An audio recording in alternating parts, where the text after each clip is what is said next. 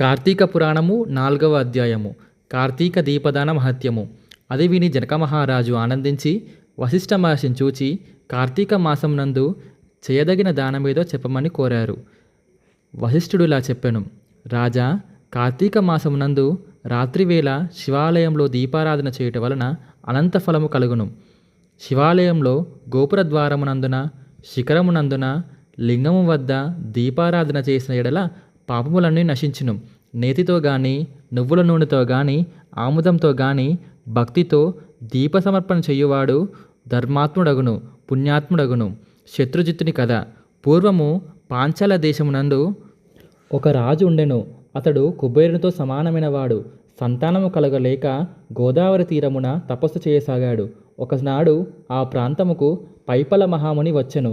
ఆ మునీంద్రుడు తపస్సు చేయుచున్న రాజును చూచి, రాజా, నీవెందుకు తపస్సు చేయుచున్నావు? ఇక్కడ సంతానము కొరకు తపస్సు చేయుచున్నానని రాజు చెప్పెను. మునీశ్వరుడు ఆ రాజు కోరిక విని, మహారాజా, భక్తితో బ్రాహ్మణులను శివుని సంతోషపెట్టినచో నీకు పుత్ర సంతానం కలుగుతుందని చెప్పాడు.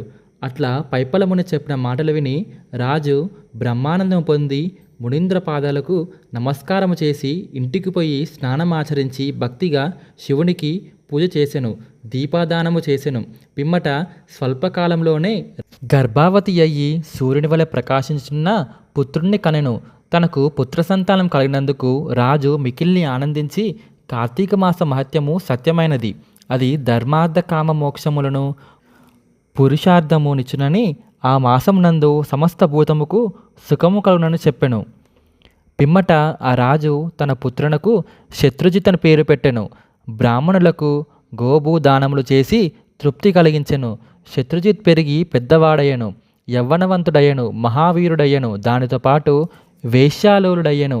ఇది తగదని చెప్పిన పెద్దలను బ్రాహ్మణులను ధిక్కరించి జాతిని విడిచి ఎల్లవేళలా కత్తిని చేపట్టి అడ్డు వచ్చిన వారిని హింసించుచు మహా దుర్మాత్ముడయ్యను. అట్టు జరుగుచుండగా అతడొక అందమైన బ్రాహ్మణ యువతిని చూచి మోహించెను. ఆ బ్రాహ్మణ స్త్రీ కూడా రాజకుమారుని చూచి మోహించెను. అది అర్ధరాత్రి సమయమున భర్తను విడిచి రాజకుమారుని వద్దకు పోయి రతిక్రీడలు నలిపి తెల్లవారుజామున ఇంటికి వచ్చుచుండేది. కొంతకాలము ఇలా జరిగెను. బ్రాహ్మణుడు తన భార్య రాజపుత్రుని వద్దకు పోవచ్చున్న సంగతి తెలుసుకొనెను.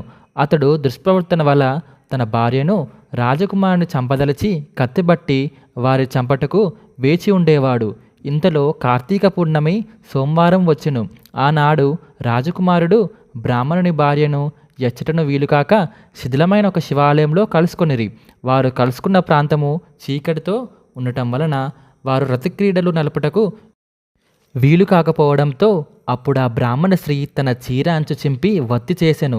రాజకుమారుడు ఆముదం సంపాదించి తెచ్చెను. వారిద్దరూ ఆముదంలో వత్తి వేసి దీపము వెలిగించి అరుగుపై పెట్టారు. ఆ దీపము కాంతిలో వారు ఆనందించారు. ఆ సమయమున బ్రాహ్మణుడు మారువేషము ధరించి కత్తి చేపట్టి శివాలయంలోకి ప్రవేశించెను. అచట రతిక్రీడలు ఆడుచున్న తన భార్యను రాజకుమారుని చూచి ఆగ్రహము పొందెను. మొదట రాజకుమారుణ్ణి, తరువాత తన భార్యను కత్తితో పొడిచెను. రాజకుమారుడు కత్తి దెబ్బ తిని కింద పడుచు తన కత్తితో బ్రాహ్మణుడిని ఒక బలమైన దెబ్బ కొట్టెను. ఈ విధముగా ఆ ముగ్గురు కత్తిపోట్లను గురై ఆ శిథిల శివాలయములో మరణించిరి. ఆ దినమున కార్తీక పూర్ణమి సోమవారము, గొప్ప పర్వదినము. దైవావశమున వారికి శివుడి సన్నిధి యందు మరణము సంభవించినది. తక్షణమే అచటకు కొందరు యమభటులు వచ్చిరి. అప్పుడే కొందరు శివకింకరులు కూడా వచ్చిరి. శివదూతలు రాజకుమారుణ్ణి, అమ్మనుడి భార్యను విమానంపై ఎక్కించి కైలాసంకు తీసుకొని పోయిరి. యమదూతలు బ్రాహ్మణుడి కాళ్ళు కట్టి తీసుకొని పోయిచుండిరి. అప్పుడు ఆ బ్రాహ్మణుడు శివకింకరులను చూచి, శివదూతలారా, నా భార్య వ్యభిచారిణి, ఈ రాజకుమారుడు జారుడు. నేను సదాచార సంపన్నుణ్ణి, బ్రాహ్మణుణ్ణి. నాకు ఈ దుర్గతి ఏమి, వారికి ఆ సద్గతి ఏమిటి అని అడగగా శివకింకరులు చూచి, బ్రాహ్మణోత్తమ, నీవు సన్మార్గుడు అన్నమాట నిజమే. నీ భార్యయు రాజకుమారుడు కార్తీక పౌర్ణమి సోమవారం నాడు శివాలయంలో దీపారాధన కోసం తన చీరను చించి వత్తి చేసి ఇచ్చినది కనుక పాపములన్నీ నశించినవి. రాజకుమారుడు దీపారాధన కోసం ఆముదం తెచ్చి ఇచ్చెను, అందుకు పాప విముక్తుడయ్యెను. శివదూతలు చెప్పిన మాటలు రాజకుమారుడు విని తనలో అయ్యో, ఆ బ్రాహ్మణుడికి నరకం పొందడం, మాకు కైలాసం ప్రాప్తించడం న్యాయము కాదు. కనుక నాకు కార్తీక దీపదానము వలన కలిగిన పుణ్యములో కొంత బ్రాహ్మణుడికి ఇచ్చెదను.